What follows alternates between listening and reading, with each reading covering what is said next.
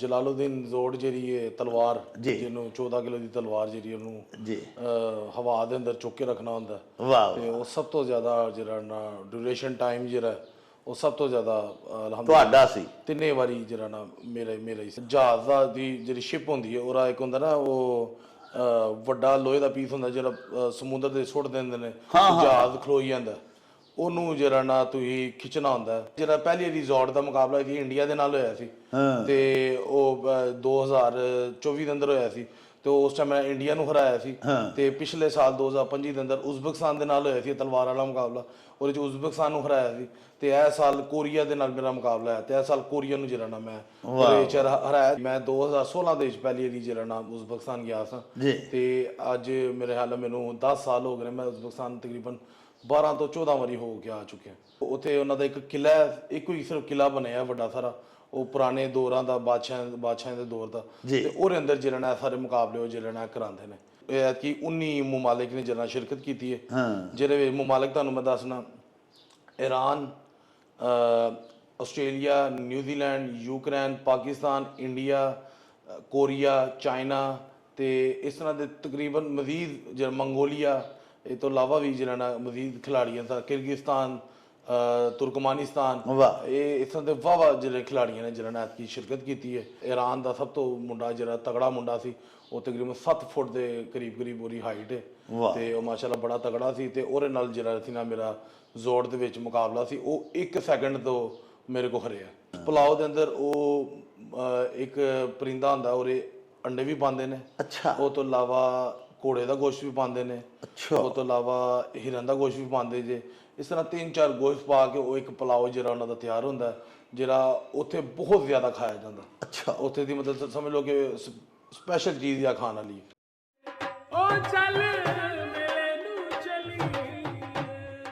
ਮੈਂ ਅਨੁਮਾਨ ਇਜਾਜ਼ ਦੇਸ਼ ਪੰਜਾਬ ਦੇ ਸਾਰੇ ਹੀ ਰੰਗ ਘਰ ਬੈਠਿਆਂ ਮੇਲਾ ਨਿਊਜ਼ ਵੇਖਣ ਲਈ ਅੱਜ ਹੀ ਸਬਸਕ੍ਰਾਈਬ ਕਰੋ ਬਲਕਿ ਮੈਂ ਤੇ ਕਹਿਣਾ ਹੁਣੇ ਹੀ ਕਰੋ। ਮੇਲੇ ਨੂੰ ਚਲੀਏ ਹਾਏ ਚੱਲ ਮੇਲੇ ਨੂੰ ਚਲੀਏ ਓ ਚੱਲ ਮੇਲੇ ਨੂੰ ਚਲੀਏ।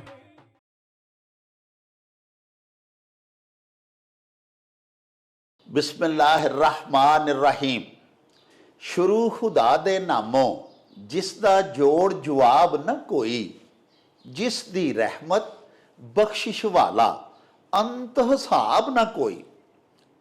दुनिया भर विच वसन वाले पंजाबीओ ते साडे प्यारे वेखन वालिओ अस्सलामु अलैकुम सत श्री अकाल नमस्कार ते ढेर ढेर सलामा। साहिबो ਅੱਜ ਅਸੀਂ ਤੁਹਾਨੂੰ ਆਪਣੇ ਜਿਸ ਉਚੇਚੇ ਪ੍ਰਾਹੁਣੇ ਦੇ ਨਾਲ ਮਿਲਵਾਉਣ ਲਈ ਲੈ ਕੇ ਜਾ ਰਹੇ ਹਾਂ ਸਾਡਾ ਉਹ ਉਚੇਚਾ ਪ੍ਰਾਹੁਣਾ ਨਾ ਸਿਰਫ ਮੇਰਾ ਤੇ ਤੁਹਾਡਾ ਮਹਿਬੂਬ ਹੈ ਬਲਕਿ ਪਿਆਰਿਓ ਸਾਡੇ ਪਾਕ ਦੇਸ਼ ਦਾ ਫਖਰ ਵੀ ਹੈ ਤੇ ਸਾਡੀ ਪੂਰੀ ਉਮਤ ਮੁਸਲਿਮਾਂ ਦੇ ਵਾਸਤੇ ਅਲਹਮਦੁਲਿਲਾ ਮਾਨਯੋਗ ਵੀ ਹੈ। ਸਾਹਿਬੋ फरजंदे गुजरां वाला फ़ख्रे पाकिस्तान नूह दस्तगीर भट्ट नूह दस्तगीर भट्ट प्यारिओ हालिया जेड़े उज़बेकिस्तान दे विच वर्ल्ड स्ट्रोंगेस्ट मैन दे मुकाबले होए ने उन्हां दे विच पाकिस्तान दे वास्ते अपने मादरे वतन दे वास्ते 2 गोल्ड मैडल अलहमदुलिल्लाह जित के वापस आया है ते पूरी दुनिया दे विच इस नौजवान ने अपने वतन का झंडा सर बुलंद किया है। साहिबो तीजी वार दुनिया दे विच जिथे भी वर्ल्ड स्ट्रोंगेस्ट मैन दे मुकाबला जात होंदे ने यानी दुनिया का मजबूत तरीन आदमी ते अल्हम्दुलिल्लाह तिन्ने वारी मजबूत तरीन आदमी पूरी दुनिया दे विचों अपने आप नूं नूह दस्तगीर भट्ट ही साबित करके आउंदा है ते पाकिस्तान दा एक बड़ा खूबसूरत बड़ा तवानात बड़ा मजबूत तारफ पूरी दुनिया दे विच पेश करदा है। साहिबो आओ बराह रास्त तुहानूं अपने उचेचे प्राहुणे दे नाल मिलवाने आ। उन्हां दी जुबानी ਉਹਨਾਂ ਦੇ ਕਾਮਯਾਬੀਆਂ ਦਾ ਜਿਹੜਾ ਇਹ ਸਫ਼ਰ ਹੈ ਹਾਲੀਆ, ਜਿਹੜਾ ਪਾਕਿਸਤਾਨ ਦੇ ਵਾਸਤੇ 2 골ਡ ਮੈਡਲ ਜਿੱਤ ਕੇ ਲਿਆਏ ਨੇ, ਉਹਦੀ ਪੂਰੀ ਦਾਸਤਾਨ ਤੁਹਾਨੂੰ ਸੁਣਵਾਉਂਦੇ ਹਾਂ। अस्सलाम वालेकुम जनाब। ਵਾਲੇਕੁਮ ਸਲਾਮ ਜਨਾਬ। ਬਾੜ ਸਾਹਿਬ, ਤੁਹਾਨੂੰ ਬੜੀ ਬੜੀ ਮੁਬਾਰਕ ਹੋਏ ਸਾਡੇ ਵੱਲੋਂ, ਸਾਡੇ ਪਿਆਰੇ ਵੇਖਣ ਵਾਲਿਆਂ ਦੇ ਵੱਲੋਂ। ਅੱਲਾਹ ਪਾਕ ਨੇ ਤੁਹਾਨੂੰ ਬੜੀ ਇੱਜ਼ਤ ਦਿੱਤੀ ਔਰ ਤੁਹਾਡੀ ਵਜ੍ਹਾ ਨਾਲ ਤੁਹਾਡੇ ਵਾਲਿदैन ਦੀ, ਤੁਹਾਡੇ ਸ਼ਹਿਰ ਗੁਜਰਾਂਵਾਲਾ ਦੀ, ਸਾਡੇ ਪਿਆਰੇ ਪਾਕਿਸਤਾਨ ਦੀ ਅੱਲਾਹ ਪਾਕ ਨੇ ਇੱਜ਼ਤ ਅਫਜ਼ਾਈ ਕੀਤੀ। ਬਹੁਤ ਸ਼ੁਕਰੀਆ। ਤੁਸੀਂ ਹੁਣ ਵੀ ਗਏ ਹੋ ਮਾਸ਼ਾਅੱਲਾ ਉਜ਼ਬੇਕਿਸਤਾਨ। ਇਹ ਤੀਸਰਾ ਮੁਕਾਬਲਾ ਸੀ ਮੇਰਾ ਖਿਆਲ ਹੈ, ਵਰਲਡ ਚੈਂਪੀਅਨਸ਼ਿਪ ਸੀ, ਵਰਲਡ ਸਟਰੋਂਗੈਸਟ ਮੈਨ ਦੀ। ਜੀ ਜੀ, ਇਹ ਤੀਜੀ ਵਾਰੀ ਮੈਂ ਰੇਸ ਪਾਰਟਿਸਿਪੇਟ ਕਰ ਰਿਹਾ। ਮਾਸ਼ਾਅੱਲਾ, ਤਾਂ 3 ਵਾਰੀ ਤੁਸੀਂ ਕੋਈ ਵਰਲਡ ਚੈਂਪੀਅਨ ਹੋਏ ਹੋ। ਹਾਂਜੀ ਅਲਹਮਦੁਲਿਲਾ। ਅਸੀਂ ਇਹਦੇ 'ਚ ਜਲਾਲੁਦੀਨ ਜ਼ੋੜ ਜਿਹੜੀ ਹੈ ਤਲਵਾਰ, ਜਿਹਨੂੰ 14 ਕਿਲੋ ਦੀ ਤਲਵਾਰ ਜਿਹੜੀ ਉਹਨੂੰ ਜੀ ਹਵਾ ਦੇ ਅੰਦਰ ਚੁੱਕ ਕੇ ਰੱਖਣਾ ਹੁੰਦਾ, ਵਾਹ ਤੇ ਉਹ ਸਭ ਤੋਂ ਜ਼ਿਆਦਾ ਜਿਹੜਾ ਨਾ ਡਿਊਰੇਸ਼ਨ ਟਾਈਮ ਜਿਹੜਾ ਉਹ ਸਭ ਤੋਂ ਜ਼ਿਆਦਾ ਤੁਹਾਡਾ ਸੀ। 3 ਵਾਰੀ ਜਿਹੜਾ ਨਾ ਮੇਰਾ ਹੀ ਸੀ। ਅਲਹਮਦੁਲਿਲਾ। 1 ਮਿੰਟ ਤੇ 49 ਸੈਕਿੰਡ ਐਤਕੀ ਤੁਸੀਂ। ਅੱਛਾ ਬਾੜ ਸਾਹਿਬ, ਇਹ ਇੱਕ ਹੱਥ ਨਾਲ ਤੁਸੀਂ ਤਲਵਾਰ ਫੜਦੇ ਹੋ ਕਿ 2 ਹੱਥਾਂ ਨਾਲ? ਨਹੀਂ, ਇੱਕ ਹੱਥ ਨਾਲ ਨਹੀਂ, ਇੱਕ ਹੱਥ ਨਾਲ ਬਹੁਤ ਫਿਰ ਟਾਈਮ ਹੋਰ ਘੱਟ ਜਾਏਗਾ। ਦੋਵੇਂ ਹੱਥਾਂ ਦੇ ਨਾਲ ਜਿਹੜਾ ਨਾ ਇਹਨੂੰ ਹੋਲਡ ਕਰਨਾ ਹੁੰਦਾ। 2 ਹੱਥਾਂ ਨਾਲ ਹੋਲਡ ਕਰਨਾ ਹੁੰਦਾ ਹੈ। ਬਹਰਹਾਲ 14 ਕਿਲੋ ਦੀ ਤਲਵਾਰ, ਤੇ ਉਹਨੂੰ ਇਸ ਤਰ੍ਹਾਂ ਸਾਹਮਣੇ ਦੋਵੇਂ ਹੱਥ ਬਾਹਾਂ ਸਿੱਧੀਆਂ ਕਰਕੇ, ਤੇ ਇਸ ਤਰ੍ਹਾਂ ਤੁਸੀਂ ਹਵਾ ਦੇ ਵਿੱਚ, ਅਸੀਂ ਦੇਖਿਆ ਨਾ ਤੁਹਾਡੇ ਕਲਿਪਸ, ਔਰ ਤੁਸੀਂ ਅਲਹਮਦੁਲਿਲਾ ਫੜ ਕੇ ਖਲੋਤੇ ਹੋ। ਇਹ ਜਲਾਲੁਦੀਨ ਸੋਡ ਇਸ ਕੰਪੀਟੀਸ਼ਨ ਦਾ ਨਾਂ ਹੈ, ਯਾਨੀ ਇਸ ਤਲਵਾਰ ਦਾ ਜਿਹਨੂੰ ਤੁਸੀਂ ਫੜਦੇ ਹੋ। ਤੇ ਇਹ ਜਲਾਲੁਦੀਨ ਸੋਡ ਦੇ ਪਿੱਛੇ ਕੀ ਕਹਾਣੀ ਹੈ? ਮਤਲਬ ਇਹ ਕੋਈ ਜਲਾਲੁਦੀਨ ਕੋਈ ਫਾਤਿਹ ਹੋਏ ਨੇ, ਕੋਈ ਜਰਨੈਲ ਹੋਏ ਨੇ, ਕੋਈ ਬੜੇ ਜੰਗਜੂ ਹੋਏ ਨੇ ਜਿਨ੍ਹਾਂ ਦੀ ਇਹ ਤਲਵਾਰ ਸੀ? ਉਜ਼ਬੇਕਿਸਤਾਨ ਦਾ ਮੈਨੂੰ ਵੀ ਉਸ ਟਾਈਮ ਪਤਾ ਲੱਗਿਆ ਸੀ ਜਦੋਂ ਮੈਂ ਪਹਿਲੀ ਵਾਰੀ ਜਿਹੜਾ ਨਾ ਉਜ਼ਬੇਕਿਸਤਾਨ ਕੀਵਾ ਦੇ ਅੰਦਰ ਗਿਆ ਸਾਂ ਜੀ। ਉੱਥੇ ਐਂਟਰੈਂਸ ਵਿੱਚ ਹੀ ਏਅਰਪੋਰਟ ਤੋਂ ਕੁਛ ਹੀ ਦੂਰੀ ਦੇ ਵਿੱਚ ਨਾ ਇਹਨਾਂ ਦਾ ਬਹੁਤ ਵੱਡਾ ਜਿਹੜਾ ਮੁਜੱਸਮਾ ਇਹਨਾਂ ਨੇ ਜਿਹੜਾ ਨਾ ਬਣਾਇਆ ਹੈ। ਵਾਹ। ਜਿਹੜਾ ਇੱਕ ਪਹਾੜ ਆ ਮੁਜੱਸਮਾ ਦੇ ਉੱਪਰ ਇੱਕ ਘੋੜਾ ਹੈ ਜਿਹੜਾ ਹਵਾ ਦੇ ਅੰਦਰ ਉੱਠਿਆ ਹੈ, ਤੇ ਨਾਲ ਜਿਹੜਾ ਨਾ ਜਲਾਲੁਦੀਨ ਦੀ ਜਿਹੜੀ ਇੱਕ ਉਹਨਾਂ ਨਕਸ਼ਾ ਬਣਾਇਆ ਹੈ, ਹੱਥ 'ਚ ਤਲਵਾਰ ਹੈ, ਤੇ ਉਹ ਜਿਹੜਾ ਨਾ ਪਹਾੜ ਤੋਂ ਥੱਲੇ ਜੰਪ ਕਰ ਰਿਹਾ। ਤੇ ਇਹ ਬਾਦਸ਼ਾਹ ਦਾ ਇੱਕ ਬੇਟਾ ਸੀ, ਤੇ ਜਿਹਨੇ ਨੇ ਜਿਹੜਾ ਨਾ ਬੜੀ ਦਲੇਰੀ ਦੇ ਨਾਲ ਜਿਹੜਾ ਨਾ ਉਜ਼ਬੇਕਿਸਤਾਨ ਦੇ ਵਿੱਚ ਜਿਹੜਾ ਜੰਗਾਂ ਜਿਹੜੀਆਂ ਲੜੀਆਂ ਹੋਈਆਂ, ਤੇ ਐਂਡ ਦੇ ਉੱਤੇ ਜਿਹੜਾ ਨਾ ਕੀ ਨਾਂ ਹੈ ਜਿਹੜਾ ਖਿਲਜੀ ਸੀ, ਉਹਦੇ ਕੋਲ ਜਿਹੜਾ ਨਾ ਲੜਦੇ ਲੜਦੇ, ਕਿਉਂਕਿ ਇਹਨਾਂ ਦੀ ਫੌਜ ਖਤਮ ਹੋ ਗਈ ਸੀ, ਤੇ ਇਹਨੇ ਜਿਹੜਾ ਨਾ ਐਂਡ ਤੇ ਗ੍ਰਿਫਤਾਰੀ ਦੀ ਜਗ੍ਹਾ ਜਿਹੜਾ ਨਾ ਪਹਾੜ ਤੋਂ ਥੱਲੇ ਛਾਲ ਮਾਰਨਾ ਜਿਹੜਾ ਨਾ ਉਹ ਜ਼ਿਆਦਾ ਇਹਨੇ ਮੁਨਾਸਿਬ ਸਮਝੇ। ਹਾਰ ਨਹੀਂ ਮੰਨੀ। ਵਾਹ। ਤੇ ਉਹ ਜਿਹੜਾ ਨਾ ਉਹਦੇ ਨਾਂ ਦੇ ਉੱਤੇ ਜਿਹੜਾ ਨਾ ਇਹ ਤਲਵਾਰ ਜਿਹੜੀ ਹੈ ਨਾ ਉਹਨਾਂ ਨੇ ਉਜ਼ਬੇਕਿਸਤਾਨ ਵਾਲਿਆਂ ਨੇ ਇਹ ਤਲਵਾਰ ਰੱਖੀ ਕਿ ਇਹ ਵਰਲਡ ਸਟਰੋਂਗਮੈਨ ਦੇ ਅੰਦਰ ਹੈਮਰ ਹੁੰਦਾ, ਵੱਡਾ ਸਾਰਾ ਇੱਕ ਹੈਮਰ ਹੁੰਦਾ, ਉਹਨੂੰ ਫੜ ਕੇ ਕਰਨਾ ਹੁੰਦਾ। ਲੇਕਿਨ ਉਜ਼ਬੇਕਿਸਤਾਨ ਨੇ ਆਪਣੀ ਉਸ ਬੰਦੇ ਦੇ ਨਾਂ ਤੋਂ ਉਹਦੇ ਓਨਰ ਵਾਸਤੇ ਜਿਹੜਾ ਨਾ ਇਹ ਤਲਵਾਰ ਰੱਖੀ ਹੈ। ਸੇਮ ਉਸੇ ਤਰ੍ਹਾਂ ਦੀ ਤਲਵਾਰ ਉਹਨੂੰ ਖਰਾਜੇ ਤਹਿਸੀਨ ਪੇਸ਼ ਕਰਨ ਵਾਸਤੇ, ਆਪਣੇ ਉਸ ਅਜ਼ੀਮ ਜੰਗਜੂ ਫਾਤਿਹ ਨੂੰ ਟ੍ਰਿਬਿਊਟ ਪੇਸ਼ ਕਰਨ ਵਾਸਤੇ ਉਹਨਾਂ ਨੇ ਆਪਣੇ ਕੰਪੀਟੀਸ਼ਨ ਦਾ ਨਾਮ ਰੱਖ ਦਿੱਤਾ ਹੈ ਕਿ ਜਲਾਲੁਦੀਨ ਸੋਡ।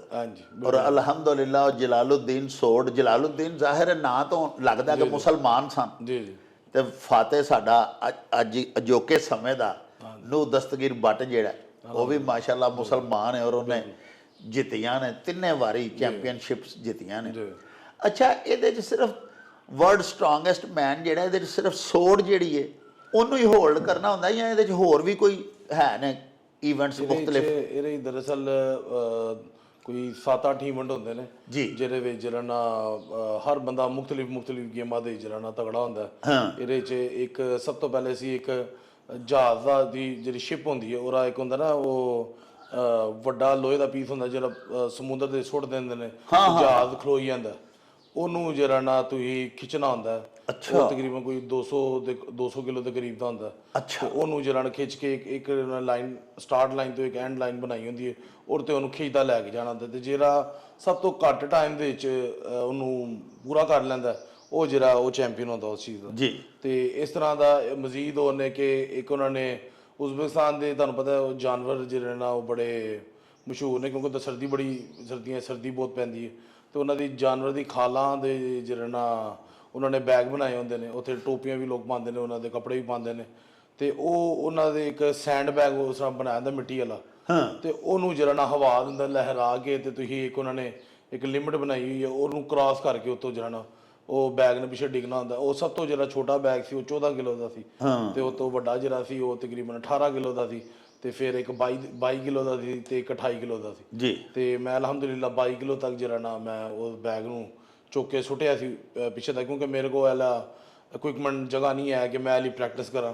ਤੇ ਇਹ ਮੈਂ ਉੱਥੇ ਹੀ ਜਾ ਕੇ ਪਹਿਲੀ ਵਾਰੀ ਕੀਤਾ, ਲੇਕਿਨ ਅਲਹਮਦੁਲਿਲਾ ਮੈਂ 2-3 ਬੈਗ ਜਿਹੜਾ ਸੁੱਟ ਗਿਆ ਸਾਂ। ਮਾਸ਼ਾ ਤੇ ਅਗਰ ਇਹਦੀ ਤਿਆਰੀ ਕਰਾਂ ਤਾਂ ਮੇਰੇ ਖਿਆਲ ਨਾਲ ਮੈਂ ਇਹਦੇ ਵਿੱਚ ਵੀ ਜਿਹੜਾ ਨਾ ਸਾਰਿਆਂ ਨੂੰ ਹਰਾ ਸਕਣਾ, ਟੌਪਰ ਹੋ ਸਕਦੇ ਹੋ। ਇਸ ਤਰ੍ਹਾਂ ਦਾ ਮਜ਼ੀਦ ਇੱਕ ਹੋਰ ਨੇ, ਇੱਕ ਇਹਨਾਂ ਨੇ ਸੈਂਡ ਬੈਗ ਬਣਾਏ ਹੁੰਦੇ ਨੇ ਵੱਡੇ ਵੱਡੇ ਥੈਲੇ, ਜਿਨ੍ਹਾਂ ਨੂੰ ਚੁੱਕ ਕੇ ਜਿਹੜਾ ਤੁਸੀਂ ਨਾ ਇੱਕ ਸਾਡੇ ਇੱਥੇ ਕਹਿ ਲਓ ਰੇੜੀ, ਜਿਹੜੀ ਟਾਂਗੇ ਵਾਲੀ ਰੇੜੀ ਹੁੰਦੀ ਹੈ, ਉਹਦੇ ਵਿੱਚ ਸੁੱਟ ਕੇ ਤੇ ਉਹਨੂੰ ਫੜ ਕੇ ਦੌੜ ਲਾਣੀ ਹੁੰਦੀ ਹੈ।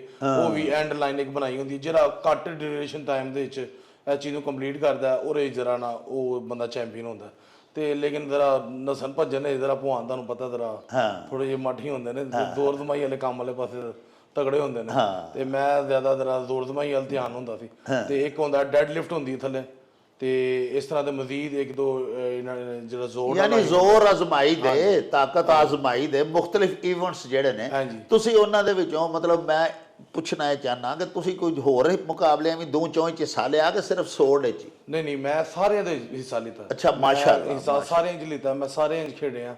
ਕਿਸੇ ਦੇ ਵਿੱਚ ਮੈਂ 3 ਨੰਬਰ ਤੇ ਵੀ ਆਇਆ, ਕਿਸੇ ਦੇ 4ਥੇ ਨੰਬਰ ਤੇ ਵੀ ਆਇਆ, ਲੇਕਿਨ ਜਿਹੜੇ ਚ ਮੈਂ ਤਗੜਾ ਸੀ ਉਹਦੇ ਚ ਮੈਂ ਜਿੱਤਿਆ, ਟੌਪ ਕੀਤਾ। ਹਾਂਜੀ, ਤੇ ਮੈਂ ਇਹ ਤੋਂ ਪਹਿਲੇ ਜਿਹੜਾ ਪਹਿਲੀ ਰਿਜ਼ੋਰਟ ਦਾ ਮੁਕਾਬਲਾ ਸੀ ਇੰਡੀਆ ਦੇ ਨਾਲ ਹੋਇਆ ਸੀ, ਤੇ ਉਹ 2024 ਦੇ ਅੰਦਰ ਹੋਇਆ ਸੀ, ਤੇ ਉਸ ਟਾਈਮ ਮੈਂ ਇੰਡੀਆ ਨੂੰ ਹਰਾਇਆ ਸੀ। ਤੇ ਪਿਛਲੇ ਸਾਲ 2025 ਦੇ ਅੰਦਰ ਉਜ਼ਬੇਕਿਸਤਾਨ ਦੇ ਨਾਲ ਹੋਇਆ ਸੀ ਤਲਵਾਰ ਵਾਲਾ ਮੁਕਾਬਲਾ, ਉਹਦੇ ਚ ਉਜ਼ਬੇਕਿਸਤਾਨ ਨੂੰ ਹਰਾਇਆ ਸੀ। ਤੇ ਇਹ ਸਾਲ ਕੋਰੀਆ ਦੇ ਨਾਲ ਮੇਰਾ ਮੁਕਾਬਲਾ ਹੈ, ਤੇ ਇਹ ਸਾਲ ਕੋਰੀਆ ਨੂੰ ਜਿਹੜਾ ਨਾ ਮੈਂ ਉਹਦੇ ਚ ਹਰਾਇਆ, ਤੇ ਜਿਹੜਾ ਓਵਰਆਲ ਜਿਹੜਾ ਜਿੱਤਦਾ ਉਹਨੂੰ ਮੈਡਲ ਮਿਲਦਾ, ਇਹਦੇ ਚ ਸਿਲਵਰ ਬ੍ਰੌਂਜ਼ ਮੈਡਲ ਨਹੀਂ ਹੈ। ਅੱਛਾ, ਇੱਥੇ ਸਿਰਫ ਇੱਕੋ ਹੀ ਮੈਡਲ ਮਿਲਦਾ ਜਿਹੜੀ ਫੀਲਡ ਦਾ ਮਤਲਬ ਮੈਂ ਅਗਰ ਹੁਣ ਜ਼ੋੜੇ ਤਗੜਾ ਤੇ ਮੈਨੂੰ ਹੀ ਉਹ ਇੱਕੋ ਹੀ 골ਡ ਮਿਲੇਗਾ, ਔਰ ਸਿਲਵਰ ਬ੍ਰੌਂਜ਼ ਕਿਸੇ ਨੂੰ ਨਹੀਂ ਮਿਲੇਗਾ। ਤੇ ਇਸ ਵਾਸਤੇ ਇਹਦੇ ਚ ਪਹਿਲੇ ਨੰਬਰ ਤੇ ਆਉਣਾ ਬੜਾ ਜ਼ਰੂਰੀ ਹੈ। ਵਾਹ। ਲੋ ਜੀ ਪਿਆਰੇ ਵੇਖਣ ਵਾਲਿਓ, ਤੁਸੀਂ ਗੱਲਾਂ ਸੁਣੀਆਂ ਸਾਡੇ ਪੁੱਤਰ ਦੀਆਂ, ਉਹਨਾਂ ਨੇ ਬੜੀਆਂ ਹੀ ਸੋਹਣੀਆਂ ਗੱਲਾਂ ਕੀਤੀਆਂ। ਉਹਨਾਂ ਆਖਿਆ ਕਿ ਜਿਸ ਕੰਮ ਦੀ ਮੈਂ ਪ੍ਰੈਕਟਿਸ ਕਰਦਾ ਰਿਹਾ, ਜਿਹਦੇ ਵਿੱਚ ਮੈਨੂੰ ਮਹਾਰਤ ਹਾਸਲ ਹੈ, ਉਹਦੇ ਵਿੱਚ ਪੂਰੀ ਦੁਨੀਆ 'ਚ ਅਲਹਮਦੁਲਿਲਾ ਅੱਲਾਹ ਪਾਕ ਨੇ ਮੈਨੂੰ ਹੀ ਫਤਹ ਦਿੱਤੀ ਹੈ। ਮੇਰਾ ਕੋਈ ਸਾਨੀ ਨਹੀਂ, ਮੇਰਾ ਕੋਈ ਹਰੀਫ, ਕੋਈ ਮੱਦੇ ਮੁਕਾਬਲ ਅਲਹਮਦੁਲਿਲਾ ਨਹੀਂ। ਬਾਕੀ ਜਿਹੜੇ ਇਵੈਂਟਸ ਉਹਨਾਂ ਨੇ ਦੱਸੇ ਜ਼ੋਰ ਆਜ਼ਮਾਈ ਦੇ, ਉਹ ਚੂੰਕਿ ਇਹਨਾਂ ਦੀ ਪ੍ਰੈਕਟਿਸ 'ਚ ਨਹੀਂ ਸਨ, ਇਹਨਾਂ ਨੇ ਪਹਿਲੇ ਉਹਨਾਂ ਜਿਵੇਂ ਆਪ ਦੱਸਿਆ ਕਿ ਮੇਰੀ ਇੱਥੇ ਨਾ ਕੋਈ ਐਸਾ ਮੈਨੂੰ ਐਟਮੋਸਫੇਅਰ ਮੁਯੱਸਰ ਹੈ, ਨਾ ਉਸ ਤਰ੍ਹਾਂ ਦੀ ਪ੍ਰੈਕਟਿਸ ਇੱਥੇ ਕਰਵਾਈ ਜਾਂਦੀ ਹੈ। ਉਹ ਗੇਮਸ ਵੇਖੋ ਨਾ, ਸੈਂਡ ਜਿਹੜੀ ਉਹਨੂੰ ਬੈਗਸ ਵਿੱਚ ਭਰ ਕੇ ਤੇ ਉੱਤੋਂ ਥਰੋ ਕਰਨਾ, ਉਹ ਵਾਕਈ ਇੱਥੇ ਕਦੋਂ ਐਸੀ ਕੋਈ ਪ੍ਰੈਕਟਿਸ ਜਾਂ ਰਿਹਰਸਲ ਕਰਵਾਈ ਜਾਂਦੀ ਹੈ।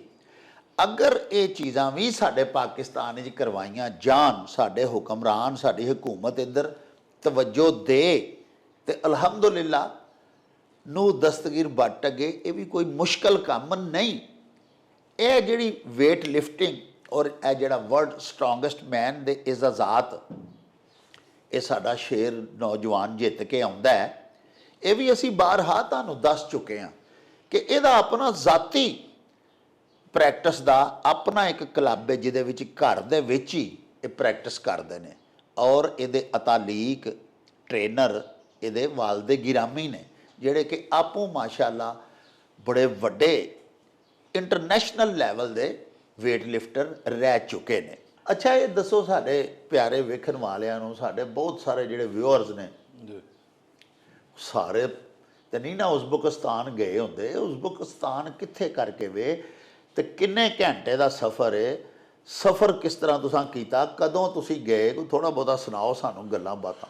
ਉਜ਼ਬੇਕਿਸਤਾਨ ਦਰਅਸਲ ਰਸ਼ੀਅਨ ਸਟੇਟ ਦਾ ਜਿਹੜਾ ਨਾ ਇੱਕ ਹਿੱਸਾ ਰਹੀ ਹੋਈ ਹੈ ਪਹਿਲੇ, ਲੇਕਿਨ ਹੁਣ ਇੱਕ ਆਜ਼ਾਦ ਮੁਲਕ ਹੋ ਗਿਆ ਹੈ ਜੀ। ਜਿਸ ਤਰ੍ਹਾਂ ਉਜ਼ਬੇਕਿਸਤਾਨ ਹੈ, ਤੁਰਕਮਾਨਿਸਤਾਨ ਹੈ, ਕਾਜ਼ਖਸਤਾਨ ਹੈ, ਕਿਰਗਿਜ਼ਸਤਾਨ ਹੈ, ਰਸ਼ੀਆ ਦੇ ਵਿੱਚੋਂ ਆਜ਼ਾਦ ਹੋਈਆਂ ਰਿਆਸਤਾਂ, ਇਹ ਉਹਨਾਂ ਦੇ ਵਿੱਚੋਂ ਇੱਕ ਰਿਆਸਤ ਹੈ। ਤੇ ਪਾਕਿਸਤਾਨ ਦੇ ਬੜੀ ਕਲੋਜ਼, ਮਤਲਬ ਬੜਾ ਛੋਟਾ ਜਿਹਾ ਸਫ਼ਰ ਅਗਰ ਜਹਾਜ਼ ਤੋਂ ਕਰੀਏ ਤੇ 2 ਘੰਟੇ ਦਾ ਜਿਹੜਾ ਨਾ ਡਾਇਰੈਕਟ ਫਲਾਈਟ ਅਗਰ ਜਾਂਦੀ ਹੈ ਤੇ ਉਹ 2 ਘੰਟੇ ਤੁਸੀਂ ਜਿਹੜਾ ਨਾ ਉਜ਼ਬੇਕਿਸਤਾਨ ਦੇ ਅੰਦਰ ਲੈਂਡ ਹੋ ਜਾਂਦੇ ਹੋ। ਵਾਹ। ਤੇ ਬੜਾ ਖੂਬਸੂਰਤ ਮੁਲਕ ਹੈ, ਤੇ ਇਹਦਾ ਸਫ਼ਰ ਵੀ ਜਿਹੜਾ ਬੜਾ ਖੂਬਸੂਰਤ ਹੈ। ਉੱਥੇ ਦੇ ਜਿਹੜੇ ਲੋਕ ਨੇ ਉਹ ਤੋਂ ਵੀ ਜ਼ਿਆਦਾ ਖੂਬਸੂਰਤ ਨੇ। ਵਾਹ। ਔਰ ਉਹਨਾਂ ਦੇ ਖਾਣੇ, ਉਹਨਾਂ ਦਾ ਰਹਿਣ ਸਹਿਣ ਮਾਸ਼ਾਅੱਲਾ ਉਹ ਵੀ ਬੜਾ ਖੂਬਸੂਰਤ ਹੈ। ਔਰ ਮਤਲਬ ਹਰ ਬੰਦਾ ਹੀ ਤੁਹਾਨੂੰ ਜਿਹੜਾ ਨਾ ਜਵਾਨ ਲੱਗਦਾ ਹੈ, ਕਿਉਂਕਿ ਉੱਥੇ ਦੀ ਡਾਈਟ ਬੜੀ ਖੂਬਸੂਰਤ ਹੈ। ਵਾਹ, ਨਮਕ ਮਿਰਚਾਂ ਮਸਾਲਾ ਕੋਈ ਚੀਜ਼ ਐਸੀ ਨਹੀਂ ਤੇ ਅੱਛਾ। ਬਿਲਕੁਲ ਪਿਓਰ ਡਾਈਟ ਉਹ ਲੈਂਦੇ ਨੇ ਲੋਕ। ਤੇ ਮੈਂ 2016 ਦੇ ਵਿੱਚ ਪਹਿਲੀ ਵਾਰੀ ਜਿਹੜਾ ਨਾ ਉਜ਼ਬੇਕਿਸਤਾਨ ਗਿਆ ਸਾਂ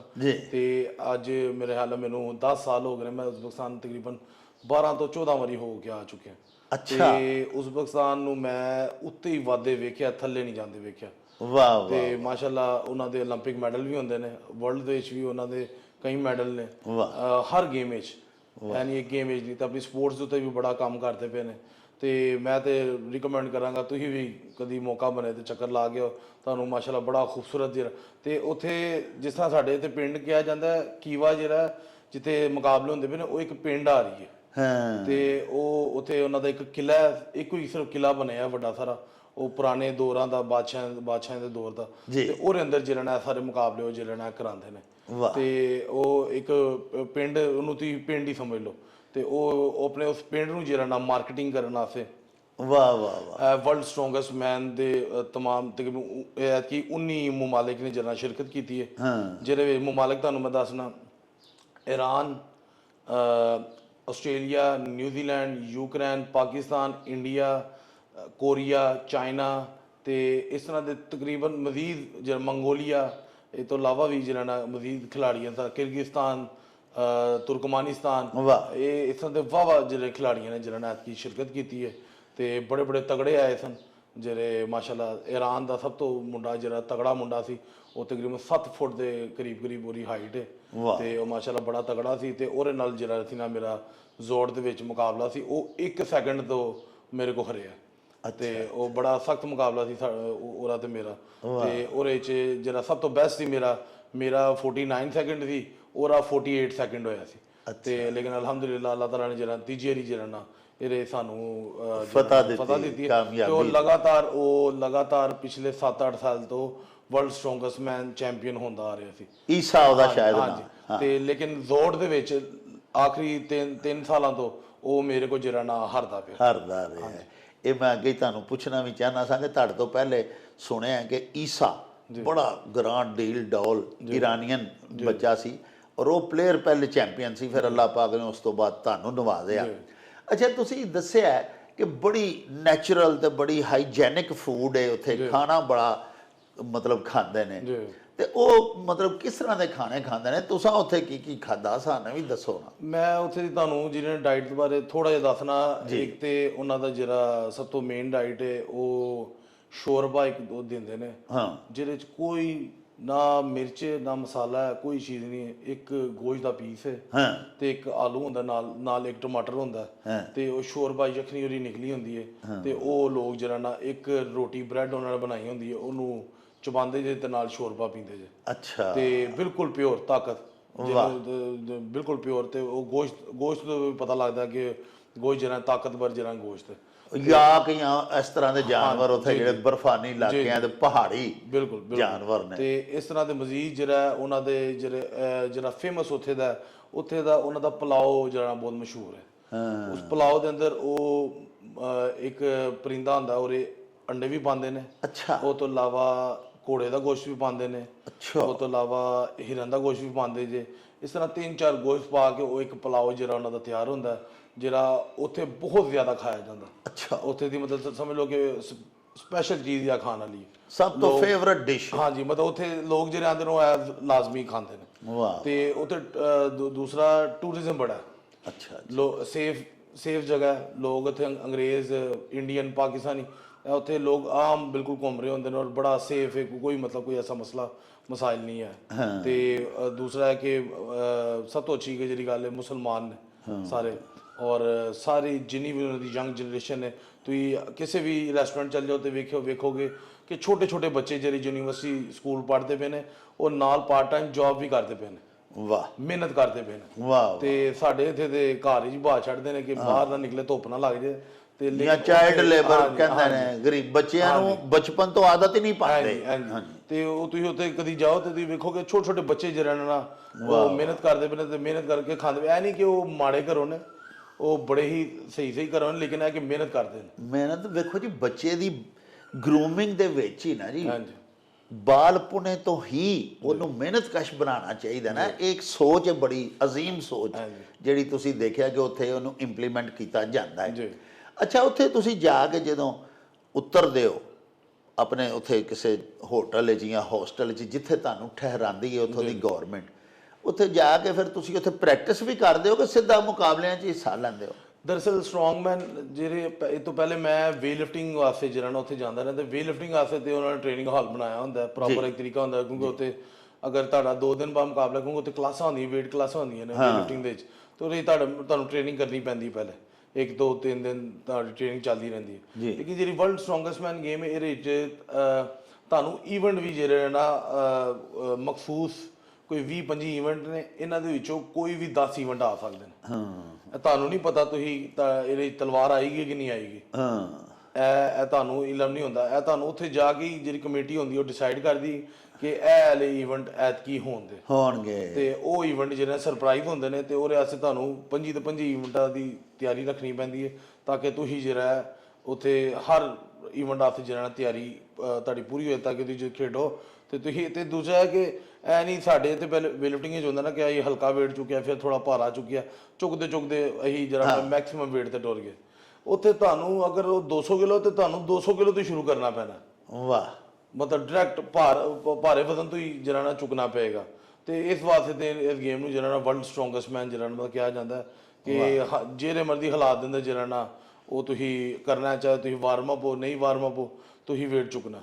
ਯਾਨੀ ਉਹਨਾਂ ਨੇ ਜਿੰਨੇ ਵੀ ਇਵੈਂਟ ਰੱਖੇ ਹੁੰਦੇ ਨੇ ਖਿਡਾਰੀਆਂ ਨੂੰ ਨਹੀਂ ਪਤਾ ਹੁੰਦਾ, ਨਹੀਂ ਪਤਾ, ਲੇਕਿਨ ਜ਼ੋਰ ਆਜ਼ਮਾਈ ਦਾ ਕੋਈ ਵੀ ਕੰਪੀਟੀਸ਼ਨ, ਕੋਈ ਵੀ ਚੈਲੰਜ ਜਿਹੜਾ ਉਹਨੂੰ ਜਿਹੜਾ ਕਬੂਲ ਕਰੇਗਾ ਔਰ ਉੱਥੇ ਆਪਣਾ ਜ਼ੋਰ ਵਹਾਏਗਾ, ਵਰਲਡ ਸਟਰੋਂਗੈਸਟ ਮੈਨ, ਤੇ ਫਿਰ ਉਹਨੂੰ ਹੀ ਮਿਲੇਗਾ ਨਾ ਜੀ ਟਾਈਟਲ।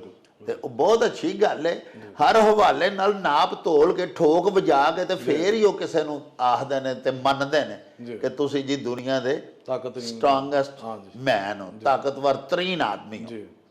ਅੱਛਾ, ਇਸ ਤੋਂ ਪਹਿਲੇ ਜਦੋਂ ਤੁਸੀਂ ਗਏ ਹੋ ਹੁਣ ਬਾਹਰ ਇਸ ਮੁਕਾਬਲੇ 'ਚ ਹਿੱਸਾ ਲੈਣ ਵਾਸਤੇ, ਉਦੋਂ ਪਹਿਲੇ ਮਾਸ਼ਾਅੱਲਾ ਤੁਸੀਂ ਆਪਣੇ ਗੁਜਰਾਂਵਾਲਾ ਡਿਵੀਜ਼ਨ ਦੇ ਬੜੇ ਪਿਆਰਾ ਇੱਕ ਸ਼ਹਿਰ ਹੈ ਸਾਡਾ ਮੰਡੀ ਬਹਾਉਦੀਨ, ਜੀ ਜੀ, ਉੱਥੋਂ ਦੇ ਸਾਡੇ ਲੋਕਾਂ ਨੇ ਜਿਹੜੇ ਨੇ ਉਹਨਾਂ ਨੇ ਇੱਕ ਬੜਾ ਪਿਆਰਾ ਮੁਕਾਬਲਾ ਕਰਵਾਇਆ ਜ਼ੋਰ ਆਜ਼ਮਾਈ ਦਾ।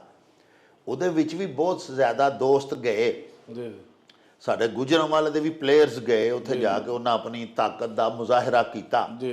ਉਹਦੇ ਵਿੱਚ ਵੀ ਮਾਸ਼ਾਅੱਲਾ ਤੁਸੀਂ ਵਿਨ ਕੀਤਾ ਉਸ ਕੰਪੀਟੀਸ਼ਨ ਨੂੰ ਔਰ ਚੈਂਪੀਅਨ ਬਣ ਕੇ ਪਾਕਿਸਤਾਨ ਵਿੱਚੋਂ ਵੀ ਗਏ। ਉਸ ਮੁਕਾਬਲੇ ਬਾਰੇ ਥੋੜਾ ਜਿਹਾ ਦੱਸੋ ਨਾ ਜੀ। ਉਹ ਵੇਖੋ ਨਾ ਸਾਡੇ ਪਿੰਡਾਂ ਦੇ ਲੋਕਾਂ ਦੇ ਵਿੱਚ ਕਿੰਨਾ ਜਜ਼ਬਾ ਔਰ ਸ਼ੌਕ ਸੀ ਕਿ ਉੱਥੇ ਵੀ ਦੇਖੋ ਨਾ ਦਿਹਾਤੀ ਇਲਾਕੇ ਦੇ ਵਿੱਚ ਨੌਜਵਾਨਾਂ ਨੇ ਬੜੇ ਪਿਆਰ ਤੇ ਮੁਹੱਬਤ ਦੇ ਨਾਲ ਖੁਦ ਅਰੇਂਜ ਸਾਰਾ ਕੀਤਾ, ਕੋਈ ਗਵਰਨਮੈਂਟ ਦੀ ਸਰਪ੍ਰਸਤੀ 'ਚ ਨਹੀਂ ਹੋਇਆ ਉਹ ਸਾਰਾ। ਸਾਡੀ ਵੇਟ ਲਿਫਟਿੰਗ ਦੇ ਜਿਹਨੂੰ ਪੁੱਠੀ ਸਿੱਧੀ ਹਰਕਤਾਂ ਕਿਹਾ ਜਾਂਦਾ ਜੀ। ਅਗਰ ਤੁਸੀਂ ਪ੍ਰੋਫੈਸ਼ਨਲ ਵੇਟ ਲਿਫਟਿੰਗ ਕਰਦੇ ਹੋ ਤੇ ਮਤਲਬ ਅਗਰ ਤਾਕਤ ਜੋ ਟ੍ਰੇਨਿੰਗ ਕਰ ਰਹੇ ਹੁੰਦੇ ਸਾਂ ਤੇ ਇੱਕ ਹੱਥ ਨਾਲ ਵੇੜਨਾ, ਕਦੀ ਦੇਣੇ ਚਾਹੇ ਕਿ ਹੱਥ ਨਾਲ ਵੇੜ ਚੁੱਕ ਕੇ ਵੇਖੀਏ, ਤੇ ਉਹ ਟ੍ਰੇਨਿੰਗ ਦੇ ਅੰਦਰ ਕਈ ਸਾਲਾਂ ਤੋਂ ਇੱਕ ਕੋਸ਼ਿਸ਼ ਕਰਦੇ ਰਹਿਣਾ ਤਾਂ ਇੱਕ ਹੱਥ ਨਾਲ ਜਿਹੜਾ ਚੁੱਕਣ ਦੀ, ਤੇ ਜਾਂ ਆਬਾ ਜੀ ਦੀ ਕਦੀ ਨਹੀਂ ਜਿੰਮ ਵਿੱਚ ਆਏ ਤੇ ਆਪਸ ਵਿੱਚ ਲੱਗ ਗਏ ਆ ਲਾਗਤਬਾਜ਼ੀ, ਇੱਕ ਹੱਥ ਨਾਲ ਵਜ਼ਨ ਕੌਣ ਜ਼ਿਆਦਾ ਚੁੱਕਦਾ, ਤੇ ਉਹ ਲਾਗਤਬਾਜ਼ੀ ਕਰੀਦੀ ਸੀ। ਤੇ ਉਹ ਮੈਂ ਤਕਰੀਬਨ ਕੋਈ ਸਾਲ 1.5 ਸਾਲ ਪਹਿਲੇ ਨਾ ਇੱਕ ਵੀਡੀਓ ਬਣਾ ਕੇ ਲਾਈ ਸੀ 70 ਕਿਲੋ ਇੱਕ ਹੱਥ ਨਾਲ ਵਜ਼ਨ ਚੁੱਕਣ ਵਾਲੀ। ਅੱਛਾ, ਤੇ ਡਾਇਰੈਕਟ ਥੱਲੋਂ ਜ਼ਮੀਨ ਤੋਂ ਉੱਤੇ ਅਸਮਾਨ ਤੇ ਇਹਨੂੰ ਸਨੈਚ ਕਹੀਦਾ, ਵਨ ਹੈਂਡ ਸਨੈਚ ਕਹੀਦਾ ਤੁਸੀਂ, ਤੇ ਇਹ ਮੈਂ ਲਾਈ ਸੀ, ਤੇ ਮੈਂ ਇਹ ਵੀਡੀਓ ਲਾਈ ਸੀ ਫੇਸਬੁੱਕ ਦੇ ਉੱਤੇ ਤੇ ਇੰਸਟਾਗ੍ਰਾਮ ਤੇ ਟਿਕਟੌਕ ਹਰ ਜਗ੍ਹਾ ਤੇ ਲੱਗੀ ਹੋਈ ਸੀ, ਤੇ ਬੜੀ ਵਾਇਰਲ ਗਈ, ਤਕਰੀਬਨ 1-2 ਮਿਲੀਅਨ ਤੱਕ ਜਿਹੜਾ ਨਾ ਵਿਊ ਵੀ ਆਏ ਤੇ ਲੋਕਾਂ ਨੇ ਬੜਾ ਪਸੰਦ ਕੀਤਾ।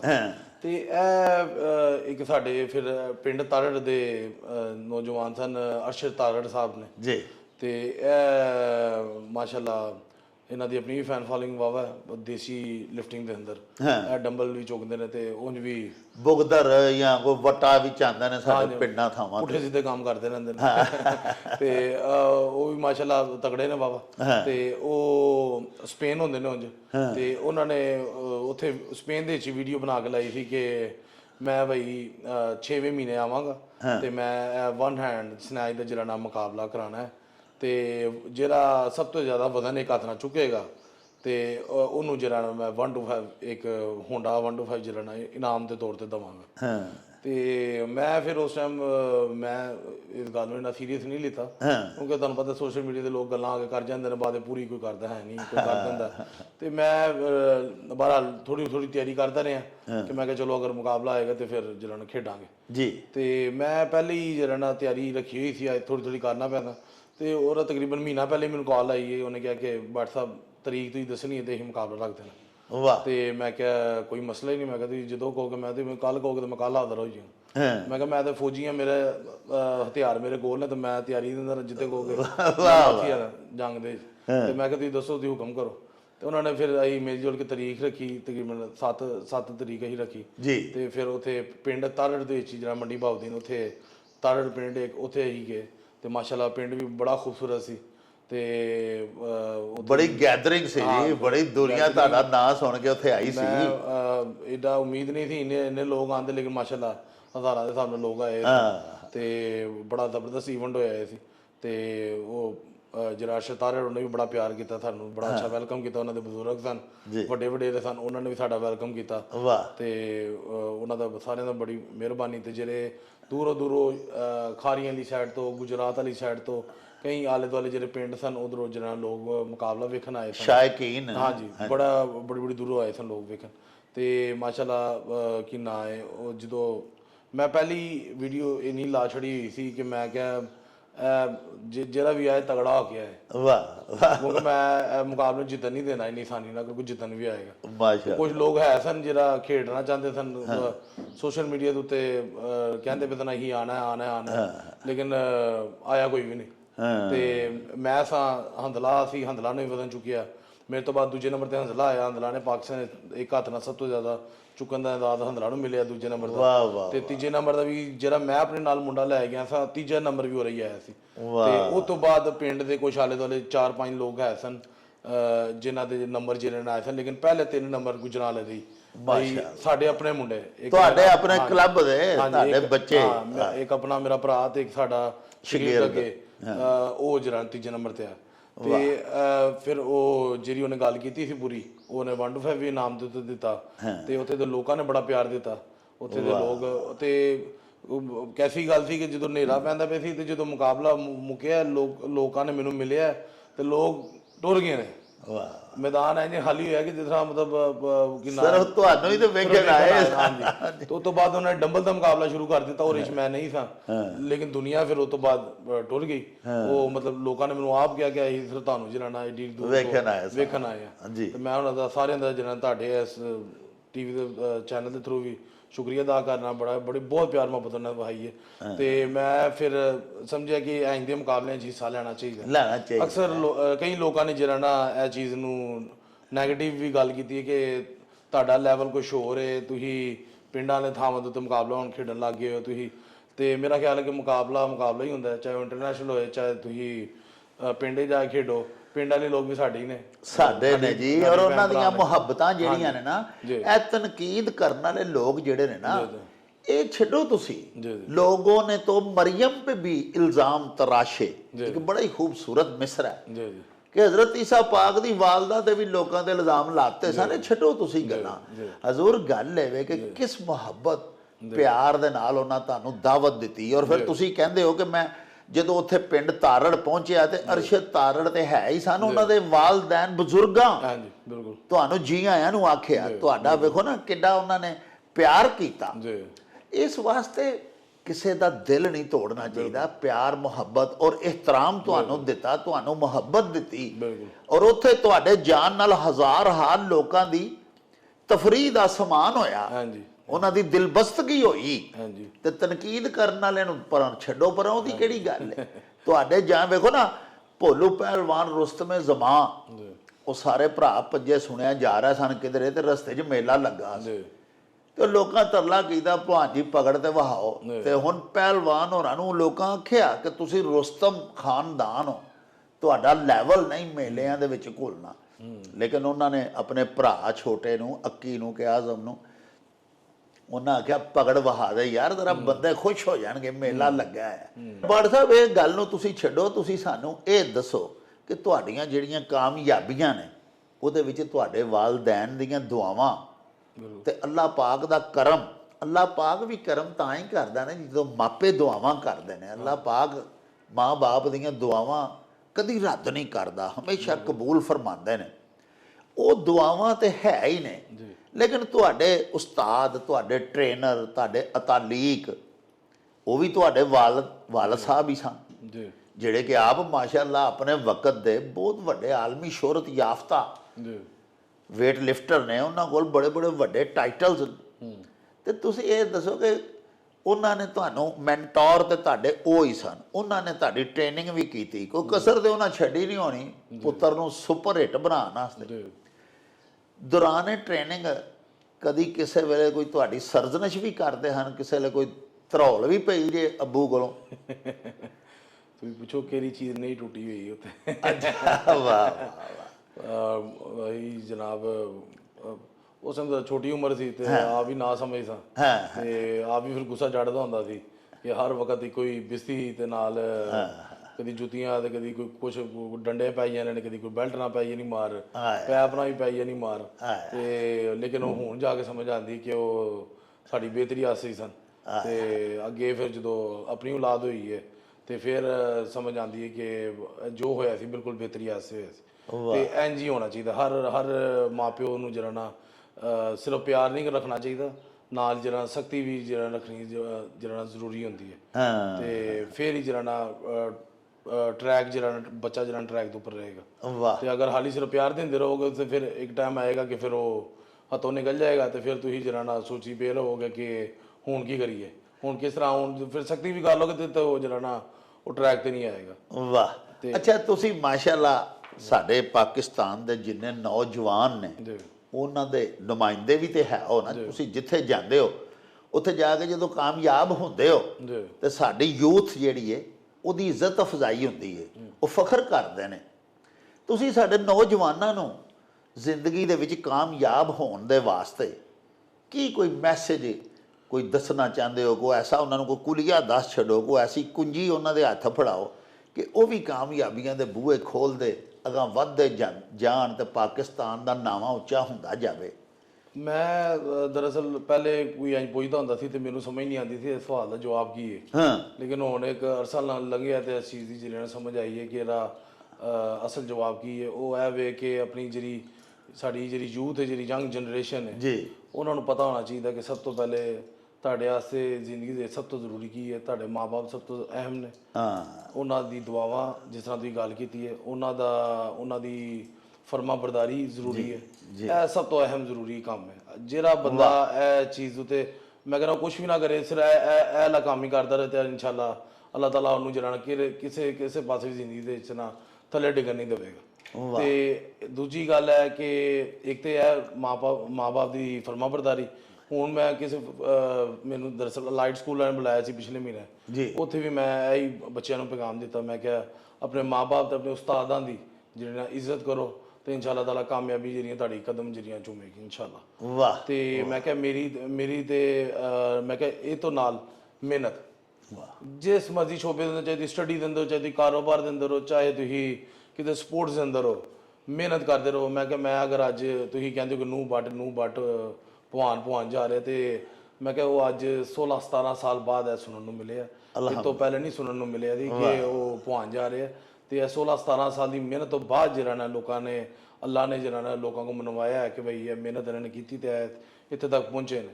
ਤੇ ਤੁਹਾਨੂੰ ਮਿਹਨਤ ਕਰਨੀ ਪਏਗੀ, ਕੁਛ ਟਾਈਮ ਆਪਣਾ ਦੇਣਾ ਪਏਗਾ। ਸਮਝੋ ਤੁਹਾਡਾ ਕਾਰੋਬਾਰ ਹੀ ਹੈ, ਜਿਸ ਚੀਜ਼ ਨੂੰ ਵੀ ਕਰੋ ਦਿਲ ਨਾ ਕਰੋ, ਲਗਨ ਨਾ ਕਰੋ ਤੇ ਕਰਦੇ ਰਹੋਗੇ ਲਗਾਤਾਰ, ਅੱਲਾ ਕਿਤੇ ਨਾ ਕਿਤੇ ਤੁਹਾਡੀ ਬਾਂਹ ਜ਼ਰੂਰ ਫੜੇਗਾ ਤੇ ਤੁਹਾਨੂੰ ਤੁਹਾਡਾ ਜਿਹੜਾ ਨਾ ਉਹ ਅੱਲਾਹ ਤਾਲਾ ਅਜਰ ਜ਼ਰੂਰ ਤੁਹਾਨੂੰ ਦੇਗਾ, ਕਾਮਯਾਬ ਕਰੇਗਾ। ਕਾਮਰਾਨੀਆਂ ਤੁਹਾਡੇ ਪੈਰ ਚੁੰਮਣਗੀਆਂ। ਲਓ ਜੀ ਪਿਆਰਿਓ, ਸਾਡੇ ਅੱਜ ਦੇ ਉਚੇਚੇ ਪ੍ਰਾਹੁਣੇ, ਸਾਡੇ ਪਾਕਿਸਤਾਨ ਦਾ ਮਾਨਯੋਗ ਸਪੁੱਤਰ ਨੂਹ ਦਸਤਗੀਰ ਭੱਟ, ਬੜੇ ਹੀ ਖੂਬਸੂਰਤ ਸੁਨਹਿਰੀ ਲਫ਼ਜ਼ਾਂ ਦਾ ਇੱਕ ਸੁਨੇਹਾ, ਇੱਕ ਪੈਗਾਮ ਉਹਨੇ ਤੁਹਾਨੂੰ ਦਿੱਤਾ, ਯਾਨੀ ਸਾਡੇ ਨੌਜਵਾਨਾਂ ਨੂੰ। ਪਿਆਰਿਓ, ਇੱਕ ਛੋਟਾ ਜਿਹਾ ਪੈਗਾਮ ਮੈਂ ਵੀ ਨੂਹ ਭੱਟ ਦੀ ਗੱਲ ਨੂੰ ਹੀ ਅਗਾਂਹ ਵਧਾਉਂਦਿਆਂ ਹੋਇਆਂ ਤੁਹਾਡੀ ਖਿਦਮਤ ਦੇ ਵਿੱਚ ਅਰਜ਼ ਕਰਾਂਗਾ। ਵੇਖੋ ਨਾ, ਨੂਹ ਦਸਤਗੀਰ ਨੇ ਦੱਸਿਆ ਕਿ ਬਹੁਤ ਜ਼ਿਆਦਾ ਵਾਲਿਦ ਸਾਹਿਬ ਵੱਲੋਂ ਮੇਰੀ ਬੇਇੱਜ਼ਤੀ ਹੁੰਦੀ ਸੀ। ਦੌਰਾਨੇ ਟ੍ਰੇਨਿੰਗ ਬੱਚੇ ਕਿਸੇ ਵੇਲੇ ਆਲਕਸ ਕਰਦੇ ਨੇ, ਕੰਮ ਬੜਾ ਮੁਸ਼ਕਲ ਦਾ, ਮੁਸ਼ੱਕਤ ਦਾ, ਐਕਸਰਸਾਈਜ਼ ਕਰਨੀ, ਤੇ ਕਿਸੇ ਵੇਲੇ ਦਿਲ ਕਰਦਾ ਨੌਜਵਾਨ ਮੁੰਡਿਆਂ ਸਾਡਿਆਂ ਦਾ ਕਿ ਸੁੱਤੇ ਰਹੀਏ, ਅੱਜ ਅੱਲਾ ਕਰੇ ਤੇ ਨਾ ਹੀ ਡੰਡ ਬੈਠਕਾਂ ਲਾਣੀਆਂ ਪੈਣ, ਅੱਜ ਨਾ ਹੀ ਵੇਟ ਲਿਫਟਿੰਗ ਦੀ ਪ੍ਰੈਕਟਿਸ ਕਰਨੀ ਪਵੇ। ਲੇਕਿਨ ਵਾਲਿਦ ਸਾਹਿਬ ਜਿਹੜੇ ਉਸਤਾਦ ਵੀ ਨੇ, ਉਹਨਾਂ ਦਾ ਤਾਂ ਇਹ ਸੀ ਕਿ ਅੱਜ ਕਿਉਂ, ਅੱਜ ਦਾ ਨਾਗਾ ਪਾਏਗਾ ਤਾਂ ਗੱਲ ਦੂਰ ਜਾ ਪਏਗੀ। ਤੇ ਵੇਖੋ ਕਿੱਡੀ ਪਿਆਰੀ ਗੱਲ ਹੈ, ਉਹਨੇ ਆਪਣੀ ਆਪ ਬੀਤੀ ਸੁਣਾਈ ਕਿ ਮੇਰੇ ਨਾਲ ਬੀਤਦੀ ਕੀ ਸੀ। ਲੇਕਿਨ ਮੈਂ ਇਹਦੇ ਚੋਂ ਇਹ ਗੱਲ ਕੱਢੀ ਏ ਤੇ ਜਿਹੜੀ ਤੁਹਾਨੂੰ ਵੀ ਸੁਣਾਉਣੀ ਚਾਹੁੰਦਾ ਕਿ ਇੱਕ ਬੰਦੇ ਦੀ ਬੇਇੱਜ਼ਤੀ ਬਾਪ ਦੀ, ਉਸਤਾਦ ਦੀ, ਇੱਕ ਫਰਦੇ ਵਾਹਿਦ ਸੀ ਨਾ, ਫਰਦੇ ਵਾਹਿਦ ਦੇ ਕੋਲੋਂ ਸਿਰ ਸੁੱਟ ਕੇ ਨੀਵੀਂ ਪਾ ਕੇ ਬੇਇੱਜ਼ਤੀ ਕਰਵਾਉਣ ਵਾਲਾ ਨੂਰ ਦਸਤਗੀਰ ਭੱਟ ਪਿਆਰਿਓ ਅੱਜ ਪੂਰੀ ਦੁਨੀਆ ਦੇ ਵਿੱਚ ਬਾਇੱਜ਼ਤ ਹੈ। ਯਾਨੀ ਬਾਪ ਜੇ ਬੇਇੱਜ਼ਤੀ ਕਰਦਾ ਹੈ ਤੇ ਪੁੱਤਰ ਦੇ ਭਲੇ ਲਈ ਕਰਦਾ ਹੈ। ਵੇਖੋ ਨਾ, ਉਸ ਬਾਪ ਨੇ ਬੇਇੱਜ਼ਤੀ ਕੀਤੀ ਤੇ ਪੁੱਤਰ ਨੂੰ ਸਾਰੀ ਦੁਨੀਆ 'ਚ ਬਾਇੱਜ਼ਤ ਬਣਾ ਦਿੱਤਾ। ਪੁੱਤਰ ਵਾਸਤੇ ਕੀ ਹੈ? ਫਰਮਾ ਬਰਦਾਰੀ ਤੇ ਸਿਰ ਸੁੱਟ ਛੱਡਣਾ ਆਪਣੇ ਮਾਂ-ਬਾਪ ਦੇ ਅੱਗੇ। ਸਾਹਿਬੋ ਇਹਦੇ ਨਾਲ ਹੀ ਲਵਾਂਗੇ ਤੁਹਾਡੇ ਤੋਂ ਇਜਾਜ਼ਤ। ਲੈ ਆਓ ਯਾਰ ਹਵਾਲੇ ਰੱਬ ਦੇ ਤੇ ਮੇਲੇ 4 ਦਿਨਾਂ ਦੇ, ਉਸ ਦਿਨ ਈਦ ਮੁਬਾਰਕ ਹੋਸੀ, ਜਿਸ ਦਿਨ ਫੇਰ ਮਿਲਾਂਗੇ, ਰੱਬ ਰਾਖਾ ਤੇ ਅੱਲਾ ਬੇਲੀ। ओ चल मेले नू चलीए।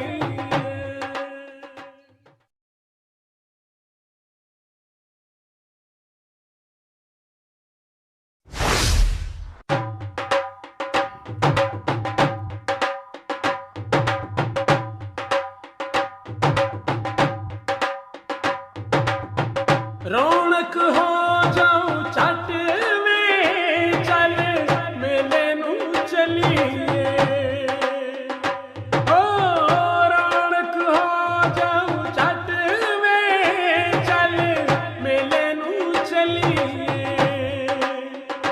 मल्ला कट कुड़ दे वट में, चल मेले नू चलीए। हाय चल